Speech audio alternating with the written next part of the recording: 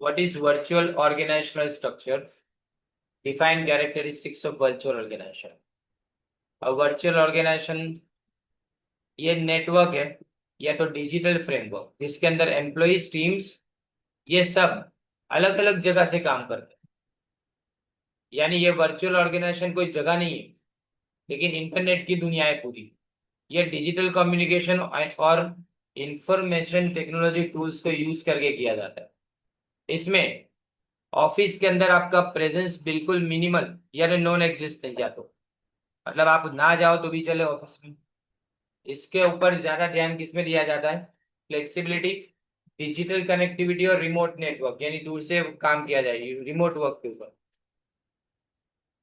Easy question explanation देखो इसमें।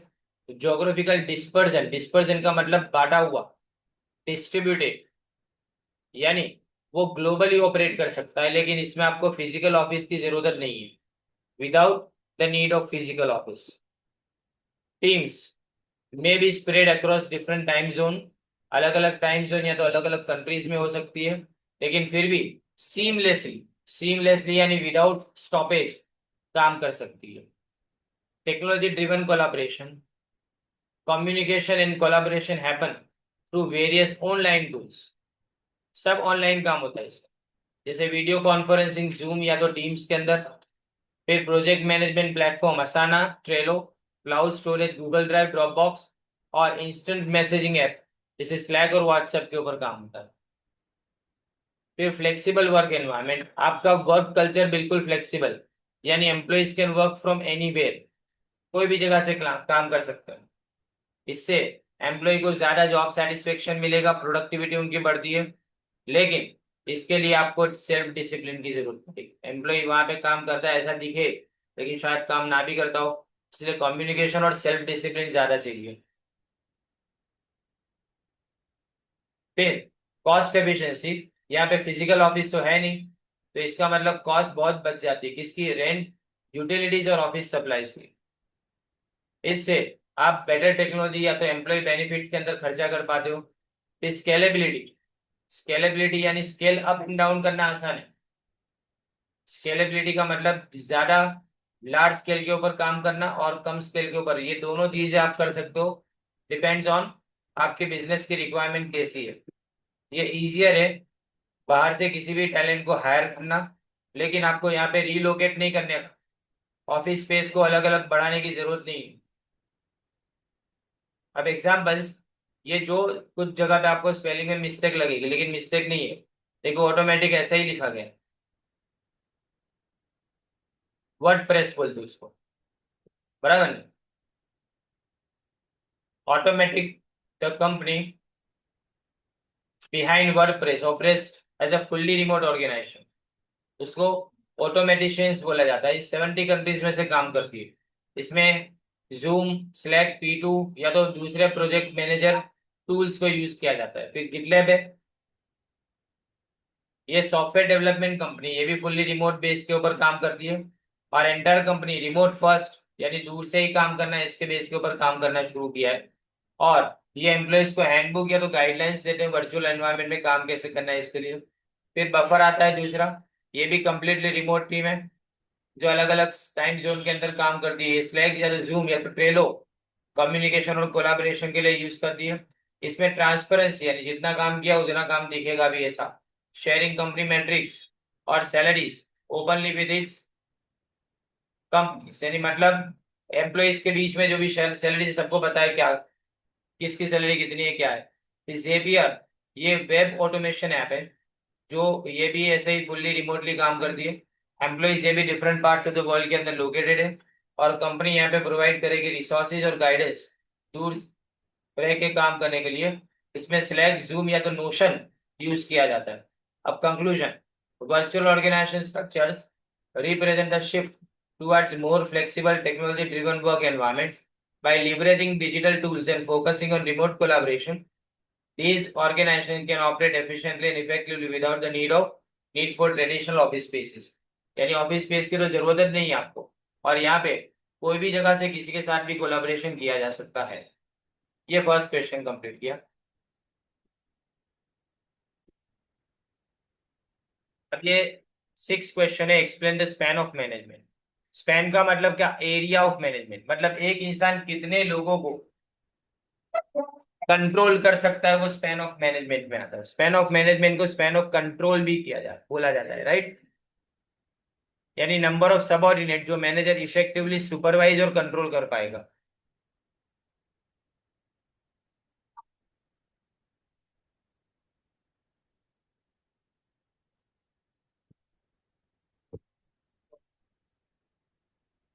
Can effectively supervise and control number of subordinates को underline करें।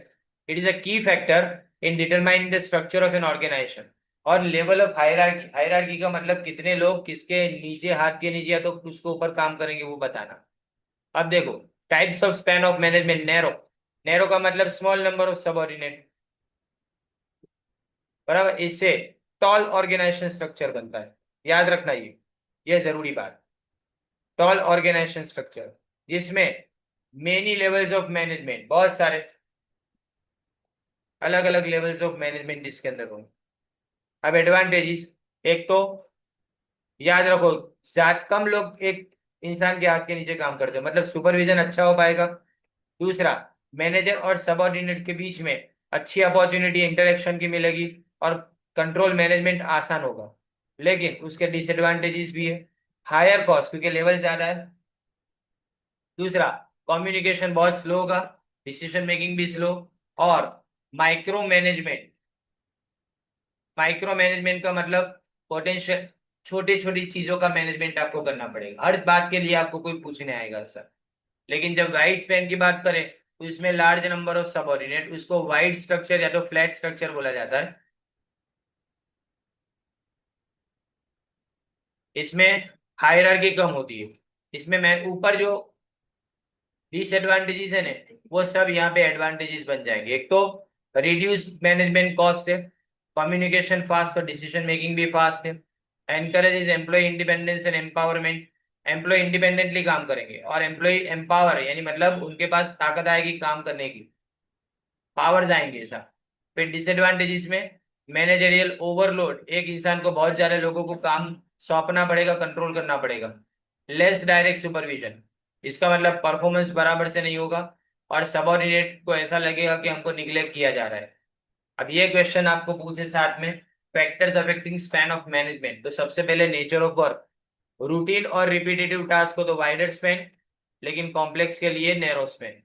फिर competence of manager, highly skilled और एक्सपीरियंस मैनेजर तो वाइडर स्पैन, लेकिन अगर स्किल ना हो या तो उसके पास एक्सपीरियंस ज्यादा ना हो तो टॉल स्ट्रक्चर। फिर कॉम्पिटेंस ऑफ एम्प्लॉइज, एम्प्लॉइज ज्यादा अच्छे हो, सेल्फ मोटिवेटेड, जहाँ पे सुपरविजन कम, तो वाइडर स्पैन सिलेक्ट कर सकते हैं। ज्योग्राफिकल डिस्पर्जन, बहुत दूर तक अगर डिस्पर्स है तो नेरोअर स्पैन जरूरी है क्योंकि आपको सुपरविजन की जरूरत पड़ेगी उसके अंदर। फिर कम्युनिकेशन टेक्नोलॉजी अगर इफेक्टिव है तो वाइडर स्पैन आसान होगा, लेकिन अगर कम्युनिकेशन इफेक्टिव ना हो तो taller. If level of management, जितने ज्यादा लेवल्स ऑफ मैनेजमेंट उतना नैरोअर स्पैन, क्योंकि कॉम्प्लेक्सिटी और strategic nature of decision, long term के डिसीजन आपको लेने पड़ेंगे। अब इंपॉर्टेंस, इससे आपकी एफिशिएंसी, कम्युनिकेशन और ओवरऑल फंक्शनिंग पे इफेक्ट पड़ता है। ऑप्टिमम स्पेन कैसा होता है कि जिसमें कॉस्ट कंट्रोल भी हो और साथ में एम्प्लॉय ज्यादा पावरफुल भी महसूस करे, ये दोनों चीजें इसके अंदर जरूरी है। Define authority and explain the features of authority in detail. Authority यानी सत्ता, पावर। देखो इसमें max weber defines authority the willing and unconditional compliance of people. Compliance यानी मानना बात को, तो तुम्हारी बात को मानो, उसको कंप्लायंस बोलते हैं। Resting upon their belief that it is legitimate, legitimate यानी कानूनी है, for superior to impose his will, यानी अपनी मर्जी तुम्हारे ऊपर थोपना, on them, and illegitimate for them to refuse to obey, और अगर वो उनको ओबे नहीं करेंगे तो वो गैर कानूनी हो जाएगा। मतलब सुपीरियर की बात मानना तुम्हारे लिए कानूनी है और ना मानना वो गैर कानूनी हो जाता है। Simon, a noted thinker on organizational processes, has defined authority as follows. Authority may be defined as the power to make decisions which guide the action of another. Right? It is relationship between two individual. यानी याद रखो इसमें दो लोग होंगे, एक superior होगा, दूसरा सबऑर्डिनेट होगा। सुपीरियर फ्रेम करेगा और डिसीजन को ट्रांसमिट यानी उसको भेजेगा। एक्सपेक्टेशन ये रखेगा हमेशा कि सबऑर्डिनेट उसको एक्सेप्ट करेंगे, मानेंगे। तो सबऑर्डिनेट एग्जीक्यूट यानी उसको इम्प्लीमेंट करेंगे। एग्जीक्यूट यानी अमल में। Such decisions and his conduct is determined by them. बराबर। और इसी डिसीजन से उसकी कंडक्ट डिसाइड होती। Both these definitions emphasise authority relationship in context of superior and subordinate. However, modern organization के अंदर authority exists in the context of relationship among various positions which may be occupied by the persons, not necessarily having superior subordinate relationship. जरूरी नहीं है कि तुम superior हो, तुम्हारे साथ जो काम करने वाला तुम्हारा सबऑर्डिनेट है तभी अथॉरिटी आती है। अथॉरिटी कोई भी तरह से आ सकती है। यानी तुम्हारे पास अगर कोई पोजीशन का पावर हो and through it the person occupying the position to exercise discretion in making decision affecting others। यानी कोई भी ऐसा डिसीजन लेना, वो डिसीजन में दूसरे को अफेक्ट करवा सकता हूं, तो मतलब मेरे पास उतनी अथॉरिटी है। अब इसके ऊपर से देखो, मैंने ने कुछ वर्ड को इसके अंदर डार्क किया है। वही वर्ड तुम्हारे पूरे पूरे जो पैराग्राफ है उसको डिफाइन करते हैं। तो पहला फीचर है existence of right in authority. तुम्हारे पास हक होना चाहिए इस बात का कि मैं किसी के ऊपर हुक्म चला सकूं। This right is given to a manager in organisation by superior. वो मैनेजर को इस पोजीशन में लाता है जिससे वो अपने सबऑर्डिनेट का बिहेवियर रेगुलेट कर पाए। बराबर। कि उसको कोई एक्ट यानी कोई काम करना है और नॉट टू एक्ट यानी कोई काम नहीं करना है किसी सर्टेन वेज यानी किसी तरीके से। The right of giving order is legitimate यानी ये कानूनी होता है, कोई जोर जबरदस्ती नहीं होती। आपको पावर दिया गया है इस तरह का। Unless there is an environment of legitimacy meaning socially and ethically acceptable to all concern authority can not be meaningful and operational. यानी जो सोशली या तो एथिकली एक्सेप्टेबल हो, इसको एक्सेप्ट किया जा सके। बराबर। और can not be meaningful authority याद रखो, जब अगर सामने वाला लीगलिटी ना रखे ने तो अथॉरिटी को एक्सेप्टेड ना करे, कौन करेगा? कौन किसी की बात में आएगा? नहीं आएगा ना। फिर authority gives right of decision making because a manager can give order only when he decides what is to be or not to be done by his subordinate। क्या करना है क्या नहीं करना है,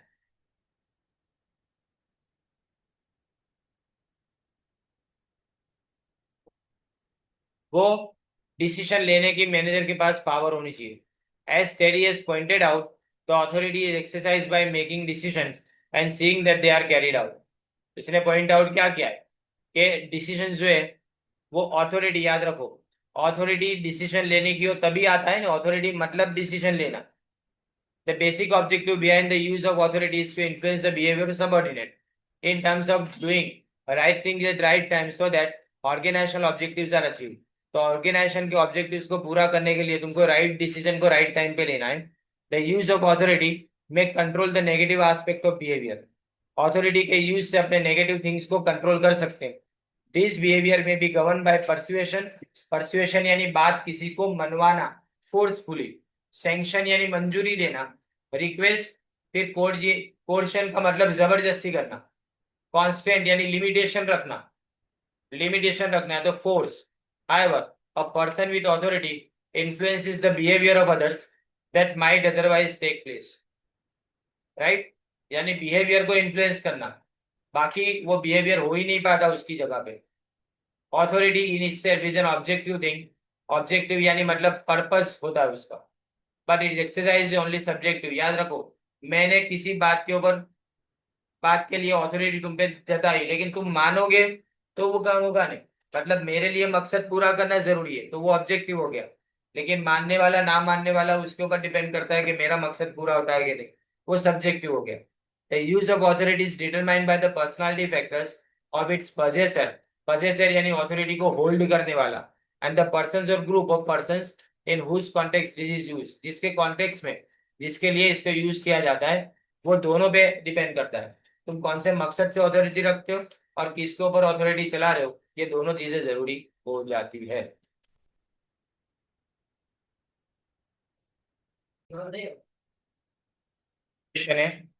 वो डिफाइन डेलीगेशन ऑफ अथॉरिटी।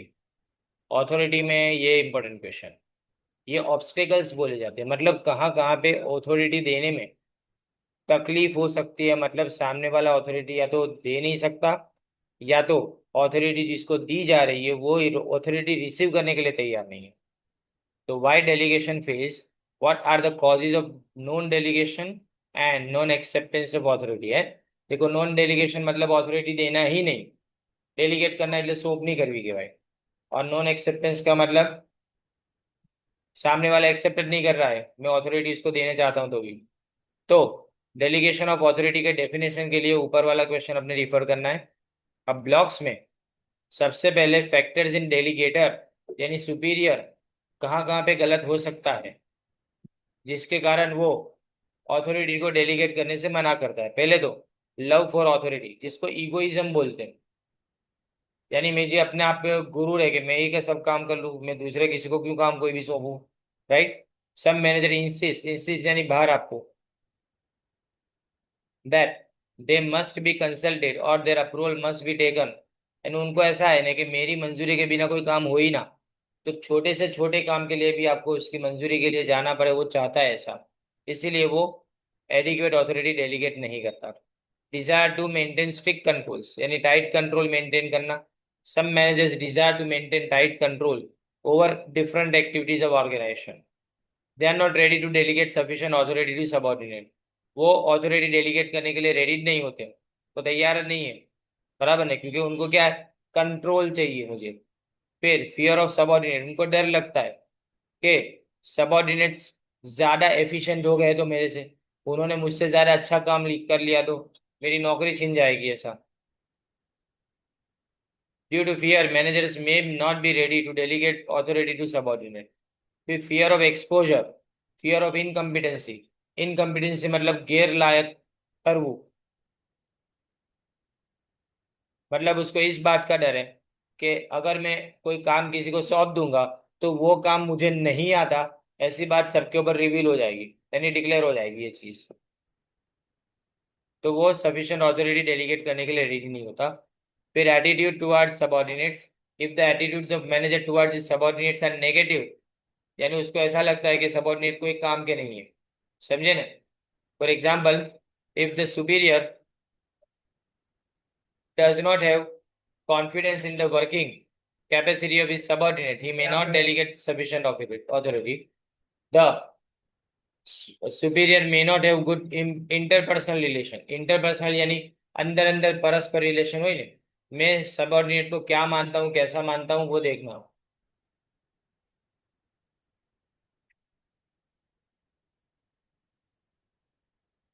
तो वो सफिशिएंट ऑथोरिटी डेलीगेट नहीं करेगा। फिर पर्सनालिटी ऑफ सुपीरियर, पर्सनालिटी यानी पर्सनालिटी फैक्टर यानी खुद की पर्सनालिटी ऐसा कि वो ऑटोक्रेटिक मैनेजर है। ऑटोक्रेटिक यानी मनमानी करने वाला, मैं जो बोलूँ वही सही, तो मैं दूसरों को ऑथोरिटी अगर डेलीगेट कर दूंगा तो उसकी बात भी मुझे माननी पड़ेगी। ये ना हो इसलिए मैं क्या करता हूँ, ऑथोरिटी डेलीगेट नहीं करता। Fear of absolute responsibility, some managers fear that even after delegating authority they will remain responsible. उनको ऐसा लगता है कि मैंने अथॉरिटी भले दे दी लेकिन फिर भी जिम्मेदारी तो मेरी बनेगी हमेशा, तो मैं अथॉरिटी दे के फायदा क्या है मेरी। फिर फैक्टर्स इन सबऑर्डिनेट यानी डिलीजेंट या तो डेलीगेटी इसको बोला जाता है। समटाइम्स मैनेजर वो डेलीगेट करने के लिए रेडी है, लेकिन जो सबऑर्डिनेट है वो एक्सेप्ट करने के लिए अथॉरिटी को रेडी नहीं है। पहला तो उसके अंदर आता है नेक्स्ट पेज पे, फियर ऑफ हार्श क्रिटिसिज्म।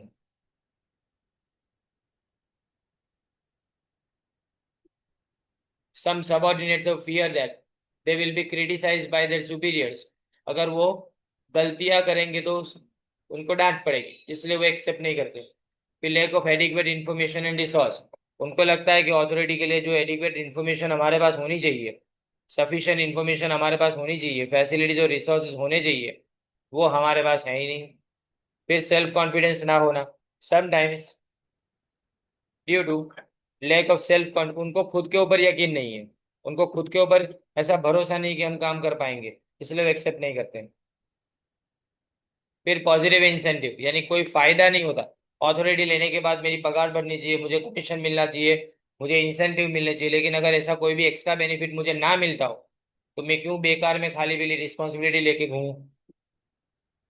फिर अवेलेबिलिटी ऑफ सुपीरियर, व्हेन, अब अगर हमको पहले से ही पता है कि सुपीरियर ये रहा सामने तो बैठा है, हमको 2 मिनट में सवाल का जवाब दे देगा वो, तो मैं क्यों अथॉरिटी डेलीगेट करने से मैं रिसीवर ना करूँ ना अथॉरिटी, क्योंकि सुपीरियर अगर सामने जाए तो जिम्मेदारी मैं खुद क्यों लूँ, छोटी छोटी बात भी उसको पूछ लूँ, यानी मेरी कैबिन और उसके कैबिन के बीच में कोई डिस्टेंस ना हो, तो मैं अथॉरिटी रिसीव नहीं करूंगा। फिर कई बार ऑर्गेनाइजेशन के अंदर कुछ फैक्टर्स ऐसे होते हैं जिसके कारण अथॉरिटी डेलीगेट नहीं हो पाती। देखो, there are certain organisational factors which also affect the degree of delegation of authority. ये फैक्टर्स अगर फेवरेबल नहीं है तो delegation of authority will not be effective. तो इसमें पहला देखो, मैनेजमेंट की philosophy. Delegation is affected by the management philosophy. Management philosophy refers to the set of values, culture, ideology, etc. carried by the top level of management. If this philosophy is restrictive in nature, यानी management ऐसा मानता है कि सामने वाला छोटा अगर आदमी है, यानी मतलब लेवल में, हायरार्की के लेवल में अगर वो नीचे वाला इंसान है, तो उसके पास से कुछ भी लेना ही नहीं है काम। It acts as a barrier to delegation. फिर policy towards centralisation and decentralisation. देखो, हर ऑर्गेनाइजेशन के अंदर ऑथोरिटी के ऊपर लिमिटेशन होती है। मैं अगर मानता हूं कि मैं सेंट्रलाइज्ड रखूं ऑर्गेनाइजेशन को, मतलब मैं सारे पावर अपने पास જ रखूं, और दूसरा डिसेंट्रलाइजेशन, यानी मतलब मैं सारे पावर अगर सौंप दूं, पर मैं अगर सेंट्रलाइजेशन ज्यादा यकीन करता हूं उसके ऊपर, तो मैं ऑथोरिटी डेलीगेट नहीं करने दूंगा। फिर managerial personnel, when competent managerial personnel are available, यानी तुम्हारे पास मैनेजमेंट अच्छा है तो फिर हमको अथॉरिटी डेलीगेट करने की जरूरत क्या है। अगर मैनेजमेंट अच्छा है, वो ज्यादा सबऑर्डिनेट को डिसीजन लेने में अपॉर्चुनिटी देने की बात नहीं करता है, हमेशा अपने पास सारी अथॉरिटी लेने की बात कर रहा है और उसके पास वो काबिलियत है भी तो। फिर control technique, when the control techniques are effective, तो इससे भी प्रोसेस ऑफ डेलीगेशन रुक जाता है।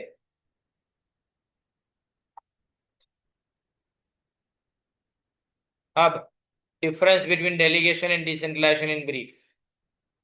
कई बार इन दोनों के बीच में ना कंफ्यूजन होता है, सीधा सीधा डिफरेंस है, ये ऊपर का पैराग्राफ नहीं रीड करना है आपको, डायरेक्ट डिफरेंस बिटवीन से चालू करेंगे। डेलीगेशन का मतलब transfer to decision making authority of decision making, लिखो टू मत लिखो, of decision making authority from superior manager to subordinate, खाली डिसीजन मेकिंग। डिसेंट्रलाइजेशन का मतलब वाइड स्प्रेड डेलीगेशन और ज्यादा से ज्यादा अथॉरिटी को डिस्ट्रीब्यूट कर देना।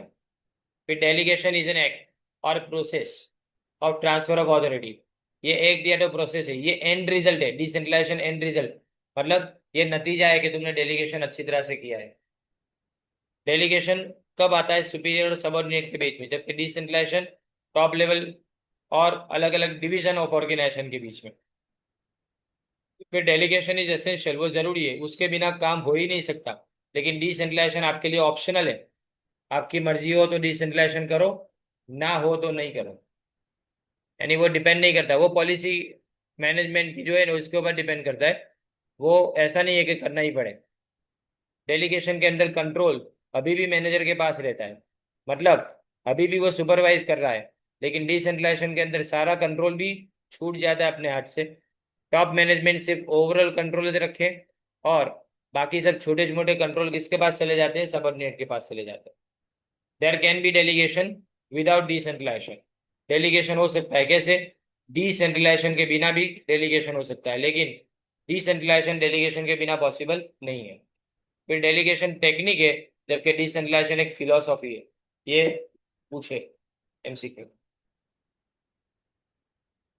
अब important question part of the topic, यानी पूरे चैप्टर में ये टॉपिक मोटिवेशन बहुत सिंपल है। मैंने इसलिए इन्हें पहले फॉर्म्स ऑफ ऑर्गेनाइजेशन नहीं समझाया, मैंने स्टार्ट कहाँ से किया? आपका दूसरे टॉपिक से स्टार्ट। उसके पीछे का कारण ये है कि याद वही करना है जो जल्दी याद हो जाए, जिसके अंदर ज्यादा टाइम लगता हो, और जिसके अंदर ऐसा है कि अंदर अंदर कंफ्यूजन क्रिएट करे, जैसे लाइन ऑर्गेनाइजेशन और स्टाफ ऑर्गेनाइजेशन, दोनों अंदर अंदर कंफ्यूज करेंगे आपको, तो वो याद नहीं कर सकते तुम, वो एमसीक्यू के लिए चलेगा, बाकी नहीं। Define motive, motivating and motivation, एक एमसीक्यू ये डेफिनेशन में से आएगा। पहले मोटिव किसके ऊपर से आया है? मोवियर के ऊपर से आया है। इसका मतलब नीड, जरूरत। अब मोटिव यानी इनर स्टेट, सीधा जो पॉइंट है वहीं से।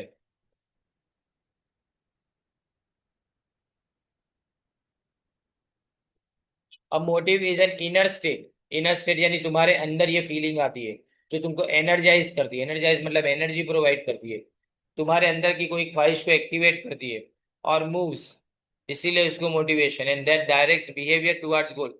ये मोटिव यानी टारगेट, जैसे मैंने मोटिव बनाया हो कि मुझे 1 साल के अंदर 10 लाख रुपए कमाने हैं, तो इसके लिए मुझे कुछ करना तो पड़ेगा ना। तो ये मोटिव है, 10 लाख मेरा टारगेट मैंने रखा हुआ है, ये मेरा मोटिव है। Here we can difference between needs and wants. Needs ये भी पूछेंगे, needs are more comprehensive and include desires both physiological and psychological. Physiological desire यानी शारीरिक जरूरियात, साइकोलॉजिकल मतलब मानसिक, मतलब तुमको दिमाग से ये चीज हमेशा लगती है कि नहीं मेरे पास भी सत्ता होनी चाहिए, मुझे भी कोई यानी ऐसा होना चाहिए कि जो मेरी मेरी भी तारीफ करे, ये साइकोलॉजिकल नीड्स है। जबकि वांट्स है वो नैरो सेंस में, and include only these desires for which a person has money. Want का मतलब जिसके लिए तुम्हारे पास पैसे, वही, बराबर ना। अब motivating is a term which implies that one person induces यानी encourages, प्रोत्साहित करो, another say employee to engage in action, work behavior by ensuring that a channel to satisfy the motive becomes available। Channel मतलब एक जरिया तुम्हारे पास है। देखो, अगर मुझे 10 लाख रुपए कमाने हैं, कोई मुझे सामने से बोल रहा है कि तुम यहाँ पे इन्वेस्ट करो, यहाँ से पैसे इतने हो जाएंगे तुम्हारे, यहाँ से तुम स्टार्ट करो तो तुम्हारे हो जाएगी, ये मोटिवेट कर रहा है मुझे। तो ये मुझे एनकरेज कर रहा है कि आपके पास ये जरिया है यहाँ इन्वेस्टमेंट करना, कि जिसके कारण तुम्हारा मोटिव जो है ना वो सक्सेसफुल हो जाएगा। और उसके बाद आता है motivation. While a motive is energiser of action, motivating वो चैनलाइजेशन है और एक्टिवेशन ऑफ मोटिव्स। जबकि मोटिवेशन वर्क बिहेवियर इटसेल्फ, यानी आप मोटिवेशन यानी मतलब आप क्या करते हो, अपने आप के अंदर बिहेवियर में चेंज लाते हो।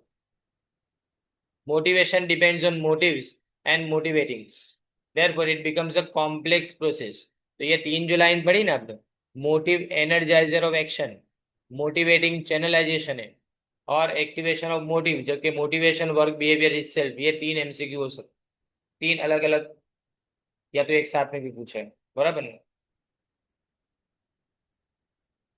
Dubin has defined motivation as follows.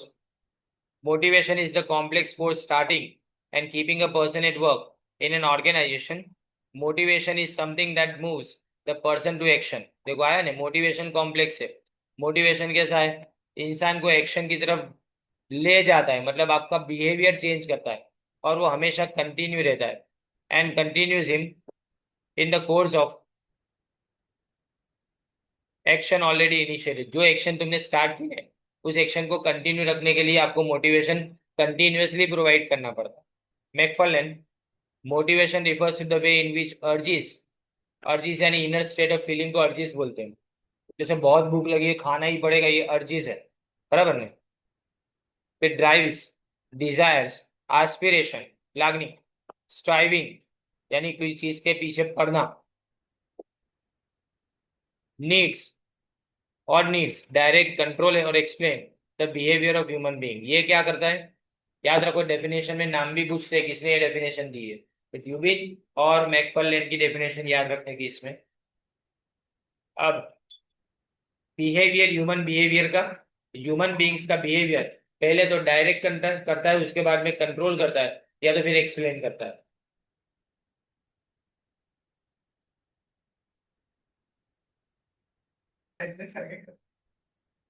Question है सीरीज में जिसका मतलब explain the nature of motivation. अब नेचर यानी मतलब मोटिवेशन कैसा, तो देखो, based on motives, motivation is based on individuals motives which are internal to the individual. याद रखो, हर किसी का मोटिव अलग अलग होता है। किसी को ऐसा है नहीं मुझे तो सुख शांति चाहिए, किसी को खाली पैसे चाहिए, समझे, हर किसी का मोटिव अलग है। These motives are in the form of feelings that the individual lacks something. इंसान को कोई चीज की कमी है, लैक्स यानी कमी होना, LACS, CKS सॉरी, LACS का मतलब तो लाख, 1 लाख बोलते हैं इसको।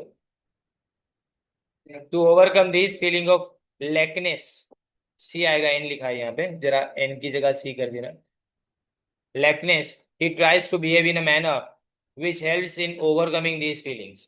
तो वो क्या करेगा, इस तरह से बिहेव करने की कोशिश करेगा.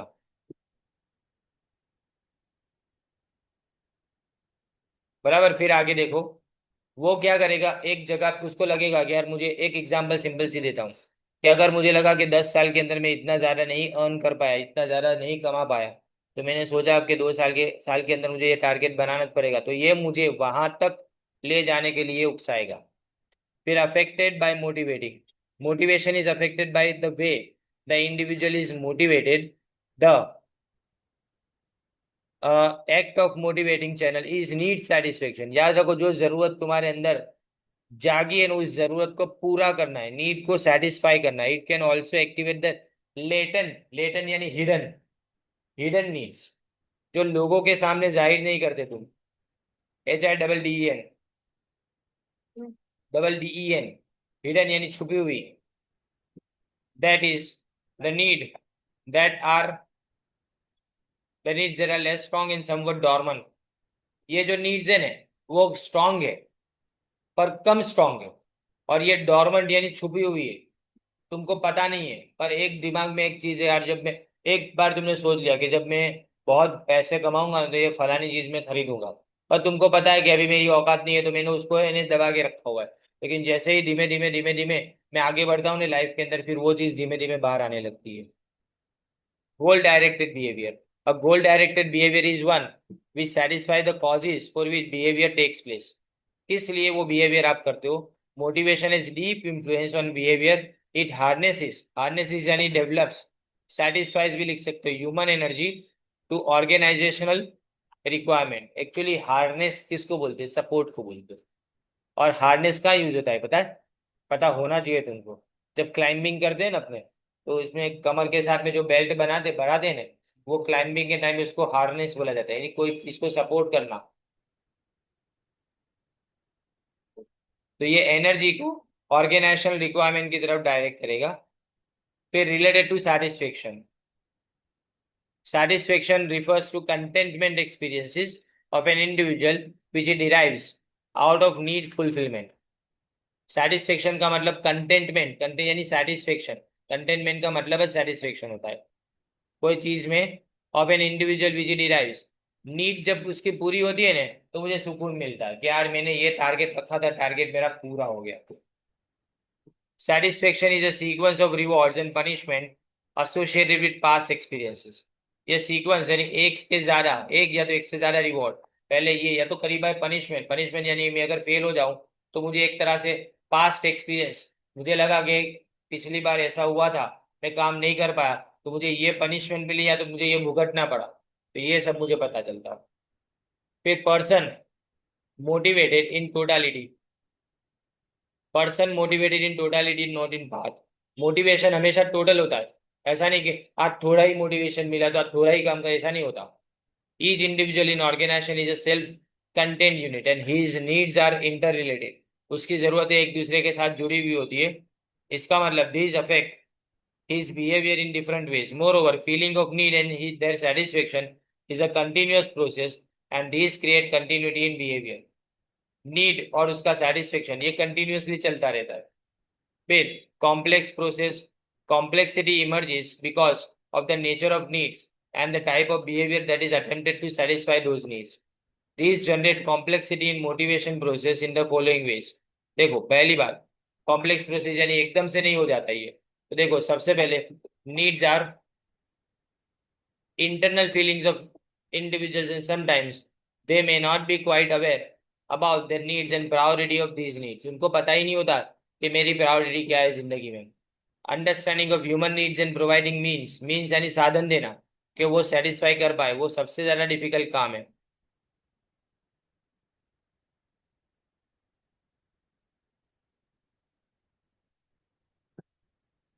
अब सेकेंड देखो, even if needs are identified the problem is not over here. as a particular need may result into different behavior from different individuals because of their difference. हर इंसान अलग होता है, तो अगर तुमने आइडेंटिफाई कर भी लिया, तो भी इसका मतलब ये नहीं होता कि वो हर चीज हर जगह पे काम लगेगी. A particular behavior may emerge not only because of the specific need, but it may because of a variety of needs. कोई पर्टिकुलर बिहेवियर इसलिए होता है कि कोई एक स्पेसिफिक नीड तुम्हारे सामने उसके लिए नहीं, लेकिन बहुत ज्यादा नीड सामने अवेलेबल है इसके कारण। Goal directed behaviour may not lead to goal attainment. याद रखो, मैं गोल की तरफ तुमको ले तो जा रहा हूँ, लेकिन जरूरी नहीं कि उस गोल को अचीव अटेनमेंट यानी अचीव कर पाओगे। देयर मे बी कॉन्स्टेंट यानी लिमिटेशन, कॉन्स्टेंट यानी limitation in the situation which में रेस्ट रिस्ट्रेन आएगा, रिस्ट्रेन साथ में, रिस्ट्रेन यानी रोकना द गोल अटेनमेंट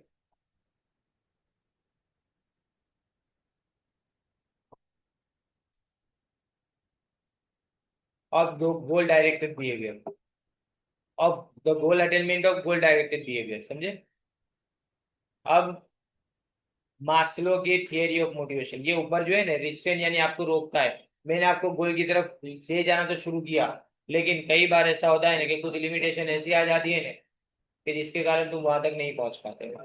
अब मास्लो की नियत थियरी ऑफ मोटिवेशन है तूने, Maslow, Abraham Maslow, same to same question है ये। has developed a theory of motivation in which he has arranged the needs in a hierarchy, hierarchy यानी सीढ़ी की तरह से, लेवल की तरह से उसने किया है ये। 5-10 मिनट बैठ, 5 मिनट बाद।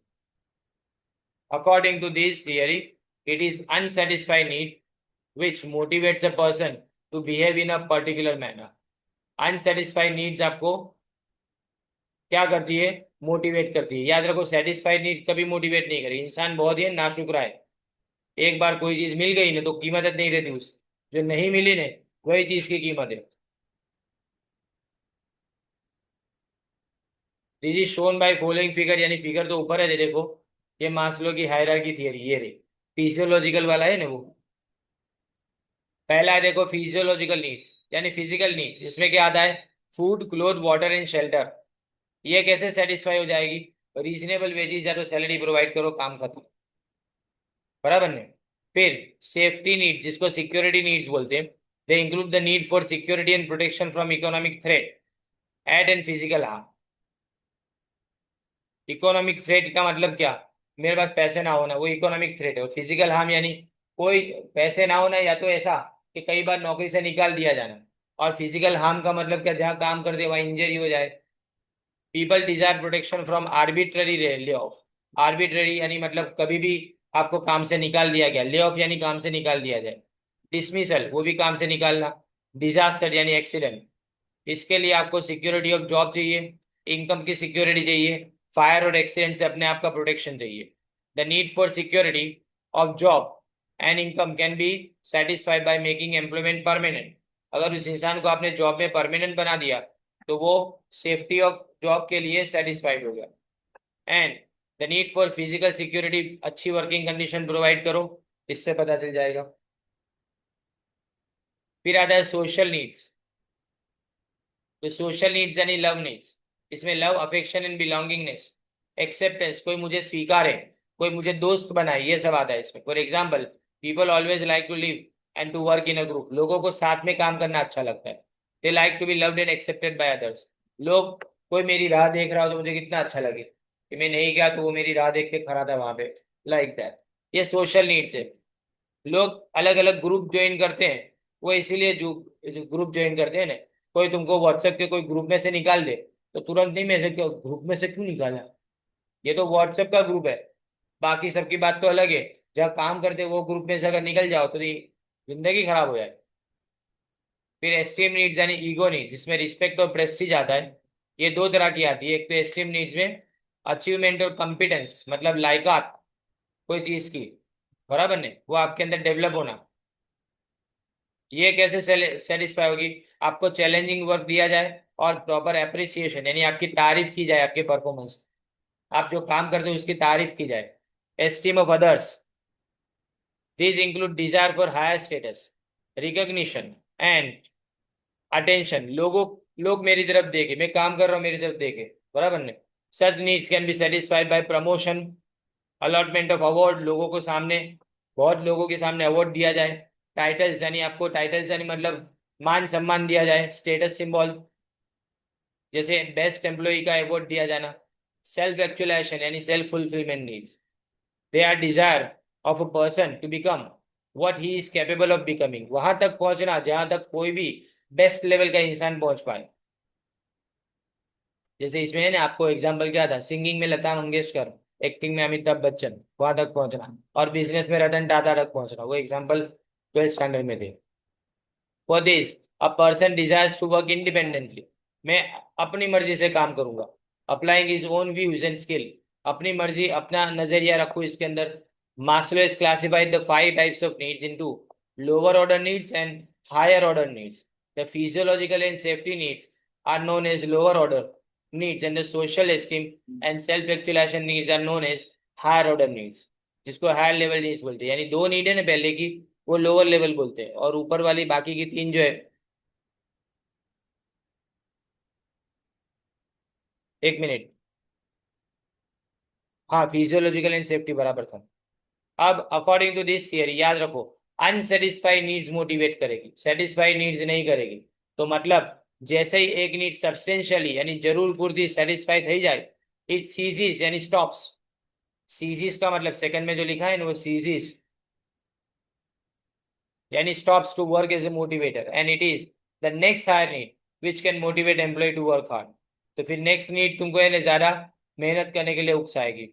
अब क्रिटिकल एनालिसिस देखो, this theory provides a comprehensive view of human needs. It explains why people behave differently and which factors can motivate them.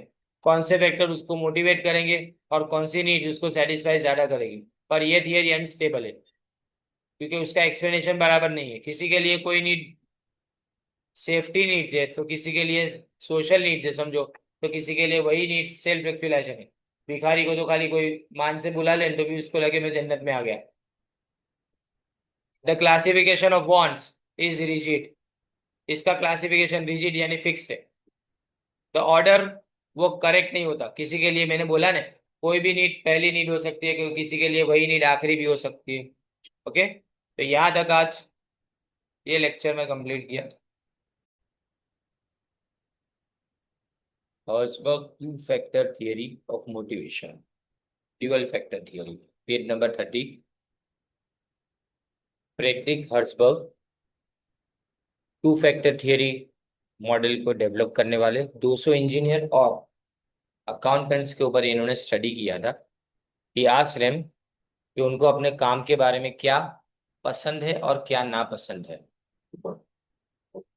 Right. और उनके आंसर को ध्यान में रखते हुए उसने दो अलग अलग फैक्टर्स के अंदर अपनी थियरी को डिवाइड किया, एक मेंटेनेंस जिसको हाइजीन फैक्टर्स बोलते हैं, और दूसरे मोटिवेशनल फैक्टर्स। हाइजीन या तो मेंटेनेंस फैक्टर्स को डिससेटिस्फायर, ये एक्सट्रिंसिक यानी बाहर होते दिखता है, this factors are necessary to prevent dissatisfaction, मतलब अगर ये होंगे तो लोग सेटिस्फाइड नहीं दिख रहे हैं, लेकिन ये नहीं होने से लोग डिससेटिस्फाइड जरूर हो जाएंगे।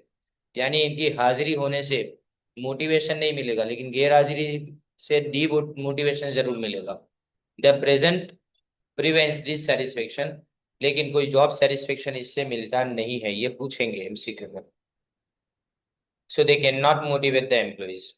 तो इसमें देखो पहले कंपनी की पॉलिसी और एडमिनिस्ट्रेशन, सुपरवाइजर से रिलेशनशिप, पीयर्स यानी साथ में काम करने वाले से रिलेशनशिप, रिलेशनशिप सबॉर्डिनेट के साथ, जॉब सिक्योरिटी सैलरी मिलना, वर्क कंडीशन अच्छी होना, स्टेटस सोशल स्टेटस अच्छा होना, पर्सनल लाइफ, ये सब एक्सट्रिंसिक या डिससेटिस्फायर या जॉब कॉन्टेक्स्ट फैक्टर्स बोले जाते हैं। ये जॉब डिससेटिस्फेक्शन के साथ में रिलेटेड है।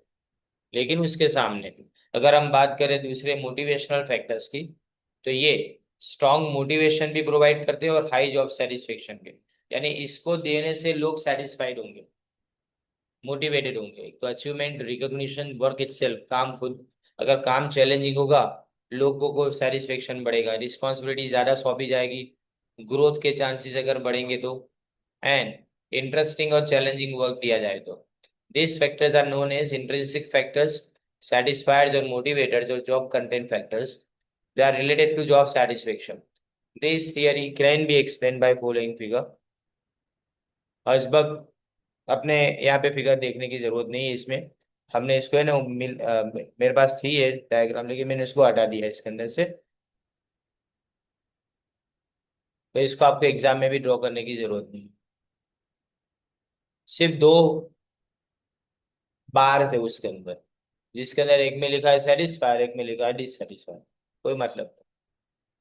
To motivate the employees the manager should give attention to both types of factors. पहले वो इम्प्रूव करेगा हाइजीन फैक्टर्स, जिससे इम्प्रूव करना मतलब जितना है उससे ज्यादा प्रोवाइड करेगा जिससे डिससेटिस्फेक्शन रिमूव हो, और प्रोवाइड करेगा मोटिवेटर्स को जिससे ज्यादा काम करेंगे वो लोग। अब इवेल्युएशन, ये फर्स्ट थियरी मोटिवेशन को स्टडी करने के लिए, और इसमें डिससेटिस्फेक्शन को कंट्रोल करने के बारे में पहली बार बताया गया। लेकिन क्रिटिसिज्म है क्योंकि यहाँ पे रिसर्च मेथोलॉजी जो यूज की गई है उसका लिमिटेड स्कोप है, बहुत जगह पे नहीं चलती है ये। फिर उसके बाद लिमिटेड स्कोप, तो इसका मतलब it's generation is also limited, मतलब उसके आइडिया को जनरेट करना भी बहुत लिमिटेड है। एंड ये ज्यादा सेटिस्फेक्शन के बारे में बात करती है, does not clarify that how satisfaction और डिससेटिस्फेक्शन वो फ्यूचर परफॉर्मेंस के साथ रिलेटेड है। यानी इसमें फ्यूचर परफॉर्मेंस कितना अच्छा होगा बुरा होगा, सेटिस्फेक्शन डिससेटिस्फेक्शन क्लेरिफाई नहीं कर पा रहा है। और साथ में लास्ट में आता है this theory is more applicable सिर्फ हायर लेवल के लिए, बॉटम लेवल के लिए नहीं। ठीक है प्लीज। अब leadership, explain the concept features and importance of leadership. Concept of leadership, leadership is the process of influencing the behaviour of others to work willingly. क्या लिखा है पहले तो, इन्फ्लुएंसिंग बिहेवियर ऑफ अदर्स, लोगों को लीडरशिप प्रोवाइड करना मतलब वो अपनी मर्जी से काम करे और एंथुजियास्टिकली काम करे, वो भी किस लिए, प्रीडिटरमाइंड गोल्स को अचीव करने के लिए। टेनेनबाउम एट अल इसको डिफाइन करते हैं, leadership is interpersonal influence, interpersonal influence exercised in a situation and directed through communication process towards attainment। यानी इसमें याद रखो लीडरशिप के लिए पहली बात लीडर का होना जरूरी है और उसके पास कम्युनिकेशन की स्किल का होना जरूरी है, और पहले से डिसाइडेड गोल्स तुम्हारे पास होने चाहिए। This definition puts emphasis on influencing through communication, influence करो लेकिन कैसे, कम्युनिकेट करके। However it does not emphasise the enthusiasm which with which the receiver of the communication will act। मतलब जो कम्युनिकेशन जो रिसीव करता है वो कितने एंथुसियाज्म के साथ में रिएक्ट करेगा उसके बारे में यहाँ नहीं बताया। अब टेरी ने डिफाइन किया leadership is essential, essentially a continuous process, पहली बात तो जिसमें लोगों के बिहेवियर को इन्फ्लुएंस करते हैं। Leader breeds life into the group, group को जिंदा बनाता है वो, और वो मोटिवेट करता है लोगों को जिससे वो गोल अचीव करे। The lukewarm desire for achievement are transformed into a burning passion. Desire तो होती है हर किसी के अंदर कि हम कोई गोल को अचीव करें, लेकिन उसको पैशन बनाने का काम लीडर्स का होता है। पैशन यानी जुनून से आगे बढ़ाने का काम। A more recent definition, leadership is the process of influencing and supporting others to work enthusiastically towards achieving objectives। Objectives को पूरा करने के लिए लोगों को सपोर्ट करना, इन्फ्लुएंस करना। अब ये कंटिन्यूअस प्रोसेस है मतलब ये वन शॉट एक्टिविटी नहीं है, एक बार में होने वाली एक्टिविटी नहीं। लीडरशिप में भी seen in terms of relationship between a leader and his followers, यानी दोनों के बीच में रिलेशनशिप का होना जरूरी है, एक लीडर है तो दूसरा उसका फॉलोअर है। लेकिन ये कब अराइज होती है, जब वो कॉमन गोल्स के लिए फंक्शनिंग करते तब। By exercising his leadership the leader tries to influence the behaviour of individual और group of individuals around him to achieve common goals. यानी कॉमन गोल्स को अचीव करने के लिए लीडर क्या करेगा, सामने वाले को इन्फ्लुएंस करेगा, अपनी लीडरशिप को एक्सरसाइज करेगा, और जो लोग काम करेंगे वो विलिंगली यानी अपनी मर्जी से और जोश के साथ में एंथुसियास्टिकली काम करेंगे। मतलब यहाँ पे कोई कोर्सिव फोर्स नहीं है, मतलब जबरदस्ती कोई भी तरह की नहीं होती। नो कोर्सिव फोर्स का मतलब कोई जबरदस्ती इसके अंदर नहीं होती।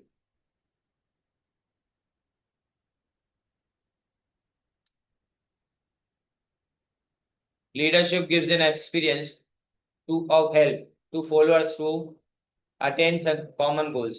It happens when the leader feels the importance of individuals.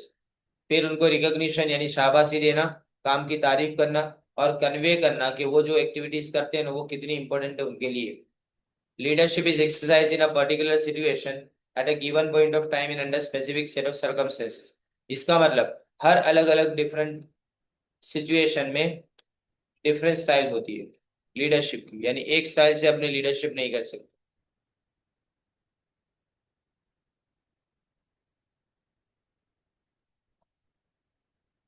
अब importance of leadership. Without a good leader,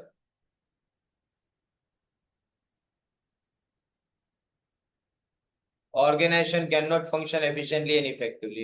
Direction of activities in the organization वो affected by leader लिखा है. तो इसका मतलब पहले एम्प्लॉइज को मोटिवेट करना. गुड लीडर क्या करेगा, अपने एम्प्लॉइज को मोटिवेट करेगा हाई परफॉर्मेंस के लिए. Good leadership in the organisation itself is a motivating factor for the employees. सिर्फ आप दूसरी लाइन लिखो तो भी चलेगा. Higher motivation, better would be the performance. And a good leader by exercising his leadership motivates the employees for high performance. ये जो बाद में लिखा है good leadership and organisation itself is a motivating factor, उसकी जरूरत नहीं है. या तो गुड लीडर वाली लाइन लिखो या तो गुड लीडरशिप वाली लाइन लिखो. Creating confidence. A good leader may create confidence in his followers by directing them, giving them advice. Direction, advice देके और getting through them good results in the organisation. अच्छा result मिले उनको organisation के अंदर. Once an individual with the help of leader puts high efficiency, वो हमेशा उसको याद रखो अपनी कैपेसिटी को फुल यूटिलाइज करने के बारे में सोचेगा. Sometimes individual fail to recognise their qualities. उनको पता ही नहीं कि उनकी खासियत क्या है. कई बार इंडिविजुअल्स को पता नहीं होता कि वो क्या कर सकते हैं. तो गुड डायरेक्शन अगर नहीं मिलेगा तो वो कभी जान नहीं पाएंगे. बिल्डिंग मोरल मतलब काम करने में जोश आना. Morale is expressed as attitude of employees towards organization, management, and voluntary cooperation to offer their ability of to the organization. High morale leads to high productivity. यानी जितना मोरल ज्यादा उतनी प्रोडक्टिविटी ज्यादा, यानी प्रोडक्शन करने की कैपेसिटी बढ़ती जाएगी और ऑर्गेनाइजेशन स्टेबल होगा, मतलब कोई काम छोड़ के जाएगा नहीं. Providing good leadership in the organization, employees' morale can be raised. High ensuring by ensuring है, high ensuring नहीं, by ensuring high productivity and stability in the organisation. ये रिपीट हो रहा है, नहीं लिखे तो चलता है. थ्रू प्रोवाइडिंग से नहीं लिखेंगे तो चलेगा.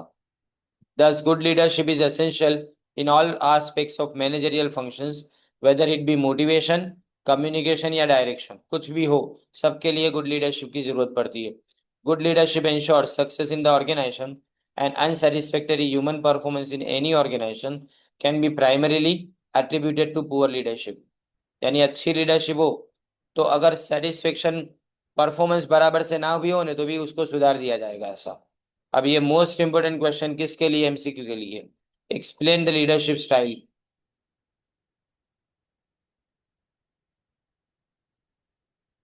इसमें अलग अलग मॉडल्स है. इसमें पहले बेस्ड ऑन बिहेवियरल अप्रोच देखो तो पावर ओरिएंटेशन, पावर किसके पास होता है. फिर leadership as a continuum, continuous leadership के बारे में. लिंकर्स मैनेजमेंट सिस्टम है. Employ production orientation, management grid, managerial grid, फिर ट्राई डायमेंशनल ग्रिड. ये सब नाम है अलग अलग, बराबर ने. आपको ये पूछेंगे कि which of the following is leadership model as per behavioural approach, तो आपको इसमें से सिलेक्ट करके बताना है जो सही है वो. बेस्ड ऑन सिचुएशनल अप्रोच में फीडलर कंटिजेंसी मॉडल, ये सिर्फ नाम है, इसमें इसका एक्सप्लेनेशन नहीं है. हर्जी ब्लैंचर्ड सिचुएशनल मॉडल और पाथ गोल मॉडल, ये सिचुएशन के ऊपर है. अब आपको अगर लीडरशिप की स्टाइल्स थे, ये मॉडल्स थे. अब ये स्टाइल ऑफ लीडरशिप देखो तो पहले ऑटोक्रेटिक है. बहुत जबरदस्त क्वेश्चन एमसीक्यू के लिए और मेन क्वेश्चन भी. ऑटोक्रेटिक का यानी मतलब जो मैं बोलूँ वो आपको करना पड़े, आपको कुछ भी अपना ओपिनियन देने की जरूरत नहीं है, ऐसा बोला जाए तो. ऑटोक्रेटिक में मैनेजर सेंट्रलाइज करता है सारा डिसीजन मेकिंग पावर, यानी वो सारे डिसीजन खुद लेगा. He structures the complete work situation for his employees. Employees have to do what they are told. जो बोला वो उनको करना पड़े. योर लीडरशिप में भी नेगेटिव, क्योंकि जो इन फॉलोअर्स है उनको पहली बात तो इन्फॉर्मड नहीं किया जाता, यानी अनइन्फॉर्म्ड है। दूसरा, इनसिक्योरिटी फील करते, वो कभी भी निकाल दे। एंड अफ्रेड, लीडर की ऑथोरिटी से वो डरते हैं। इसमें देखो चार अलग अलग है। एक तो स्ट्रिक्ट, ये पूछेंगे चारों चार ऑप्शन। क्या लिखा गया है स्ट्रिक्ट सेंस के अंदर? वो बिहेवियर को कैसे नेगेटिव, ये नेगेटिव टेक्निक लिखा है ना भाई, क्रिटिसाइजिंग, वो एमसीक्यू में पूछते हैं। यानी वो क्वेश्चन में होगा, आपको बताना है कि स्ट्रिक्ट ऑटोक्रेट है, यानी आपकी है ना तारीफ नहीं करेंगे, आपकी बुराई करा करेंगे, समझे? दूसरा, बेनेवलेंट ऑटोक्रेट, मतलब वो भी सेंट्रलाइज डिसीजन तो खुद लेगा, लेकिन उसकी मोटिवेशन स्टाइल पॉजिटिव है। ये तुम कर लोगे मैं जानता हूं, ऐसा बोलो ना, इसका मतलब क्या? मैं तुम्हारे पे थोप रहा हूं और तुमको पता भी नहीं चल रहा है, यानी पॉजिटिवली बोला, तू नहीं कर सकता नहीं बोलूंगा क्या, तू कर लेगा ये मुझे पता है, यानी मुझे इसमें टेंशन लेने की जरूरत नहीं, कब तक कल शाम तक तेरे से हो ही जाएगा। नहीं होगा नहीं, कि नहीं होगा तो ये कर दूंगा नहीं, वो कैसा नहीं, कल शाम तक तेरे से ये हो ही जाएगा, मुझे पता है, इतना टाइम तेरे पास इनफ है। ये अगर बोला गया तो ये बेनेवोलेंट ऑटोक्रेट है। इससे हाई प्रोडक्टिविटी अच्छा है कई कई बार। Some people like to work under strong authority structure, और उनको सेटिस्फेक्शन इस तरह की लीडरशिप से मिलता है। इनकम्पिटेंट ऑटोक्रेट, मतलब वो अपनी गलतियों को छुपाने के लिए चिल्ला चिल्ला के बात करेगा, यानी डिसीजन खुद लेगा, लेकिन फिर भी वो अपनी गलतियों को छुपाएगा हर बार, पर ये लंबे टाइम तक नहीं चलेगा। और मैनिपुलेटिव, इसका मतलब लीडर ऐसा बोलता है कि चल तू बोल, तुझे क्या चाहिए। जैसे घर में पकाने हो बटाके, लेकिन पूछा जाए चल बोल क्या खाना है, तुमसे ओपिनियन मांगा जाएगा, तुम बोलोगे ये पकाओ ये पकाओ ये पकाओ, पर लास्ट में आता है कि बटाके बना लेती हूँ। समझे ना, करना तो उसकी मर्जी का है, लेकिन तुमको झूठ मूठ का पूछा जाता है खाली। That is manipulative autocrat. अब advantages, it provide satisfaction to those employees who prefer to work under centralise authority, जिनको डिसिप्लिन की जरूरत है वो, ये स्ट्रॉन्ग मोटिवेशन, और लीडर को यहाँ पे रिवॉर्ड मिलता है। यहाँ पे क्विक डिसीजन लिए जाते हैं, क्योंकि अकेला वही किसी को पूछता ही नहीं है वो लीडर।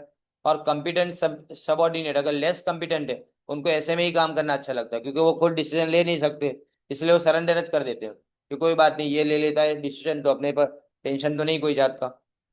फिर डिसएडवांटेजेस, कुछ लोगों को ये अच्छा नहीं लगता, नेगेटिव है इसलिए। एंड ऑर्गेनाइजेशन एफिशिएंसी में भी रिड्यूस, क्योंकि इससे फ्रस्ट्रेशन यानी गुस्सा आता है, मोरल कम हो जाता है, काम करने में झगड़ा महसूस होता है, ऐसा फील होता है कि हर बार अपनी मनमानी करता है, मेरी बात तो सुनता ही नहीं है ये।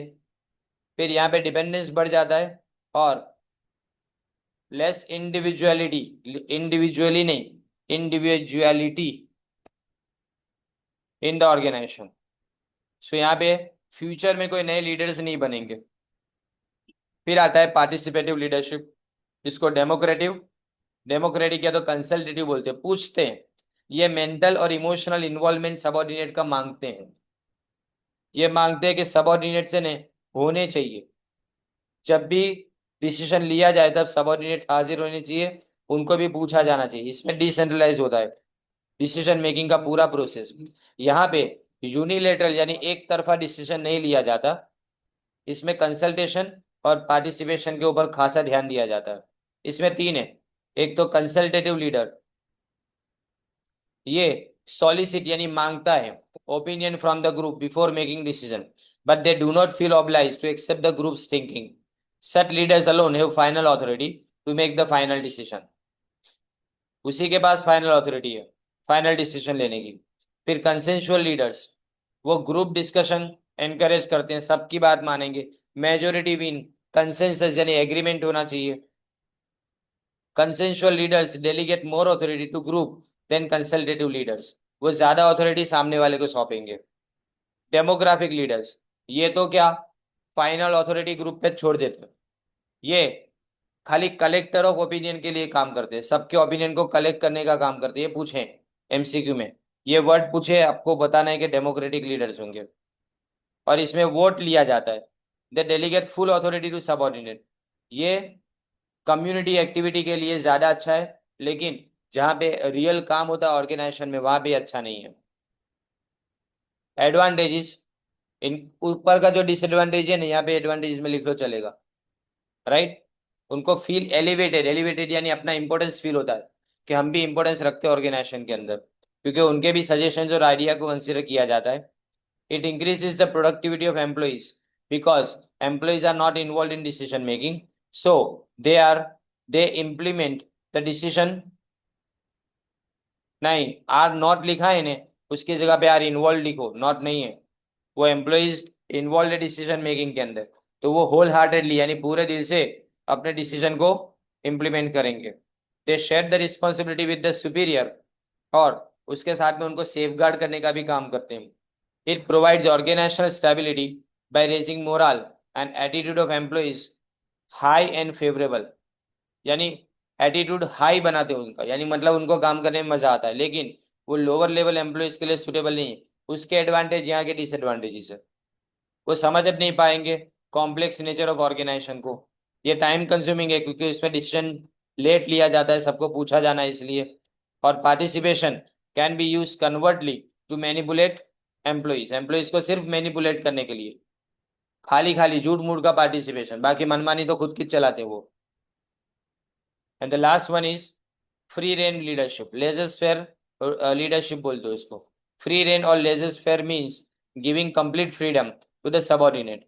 Here, leader determine policy, programs and limitation for action and leave the manager usually and leave। फिर उसके बाद में फुल स्टॉप है। The manager usually maintains contact with outside person to bring information and material, यानी वो सब लाके तुमको प्रोवाइड कर देगा, तुमको तुम्हारी मर्जी से काम करना है। मैनेजर सिर्फ एक वॉचडॉग की तरह से काम करेगा, सुपरवाइजर की तरह से काम करेगा, बाकी उसको काम को मैनेज करने में कोई इंटरेस्ट नहीं है। Advantages: it helps subordinate to develop independent personality and utilization of their potential। वो अपने पोटेंशियल को पूरी तरह से यूटिलाइज कर पाएंगे, और जॉब सेटिस्फेक्शन और मोरल बढ़ता है। याद रखो इसमें सबऑर्डिनेट फ्यूचर के डेवलप होंगे क्योंकि सारे डिसीजन खुद लेते हैं, इसलिए धीमे धीमे उनके अंदर मैनेजरियल एबिलिटीज डेवलप होगी। अब डिसएडवांटेजेस क्या, कि यहाँ पे कोई गाइडेंस या तो सपोर्ट नहीं मिलता लीडर से, तो मतलब गलतियां हुई तो पूरा ठीक रहा अपने सर पे फोड़ा जाएगा। एंड यहाँ पे लीडर का कंट्रीब्यूशन पूरी तरह से इग्नोर किया जाता है। अब देखो इसमें क्वेश्चंस कौन कौन से पूछे गए थे, देखो सेकंड पार्ट में, यानी पेज नंबर 36 पे पेपर है, 36, राइट ने।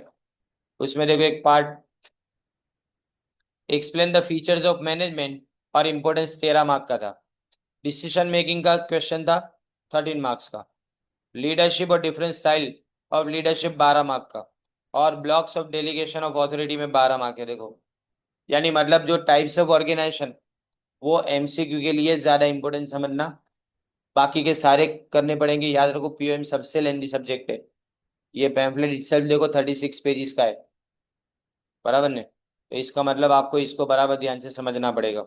और इसके बाद वाले में देखो दो क्वेश्चन, आप देखो पहले प्लानिंग का प्रोसेस पूछा है और इफेक्टिव डिसीजन मेकिंग के स्टेप, फिर यहाँ पे मैनेजरियल रोल्स पूछा गया है, बराबर ने। हेनरी फेवल तो खाली किसके अंदर होता है, आगे वाले मैच खाली एमसीक्यू के अंदर है। यहाँ पे span of management and span of control, मैंने, मुझे अभी भी याद है लास्ट से मैंने सिर्फ ये दो क्वेश्चन कराए थे। वर्चुअल ऑर्गेनाइजेशन कराया था और स्पैन ऑफ मैनेजमेंट कराया था, दो क्वेश्चन कराए थे। नहीं, वर्चुअल ऑर्गेनाइजेशन फर्स्ट यूनिट में, स्पैन ऑफ मैनेजमेंट सेकंड में। मैंने स्पैन ऑफ मैनेजमेंट और दूसरा एक है, दो क्वेश्चन मैंने दिए थे, खाली दोज करके जाना ऐसा बोला था, क्योंकि बहुत लास्ट में यह पेम्पलेट आया था इसकी वजह से, और वही ये पूछा गया था उस टाइम पे। और मैंने ने 3 क्वेश्चन दिए थे, इंपॉर्टेंस दिया था, मैनेजरियल रोल्स बोला था, और दूसरा भी एक क्वेश्चन है मैनेजरियल स्किल। 3 क्वेश्चन मैंने बोले थे, ये 3 क्वेश्चन करके जाना इतना बोला था। उसमें से देखो आप ऊपर क्वेश्चन ये था, पर याद रखो पूरा समझो ना, उसके बिना याद करना भी मुश्किल हो जाता है। तो यहाँ पे ये दोनों यूनिट तुम्हारे कंप्लीट।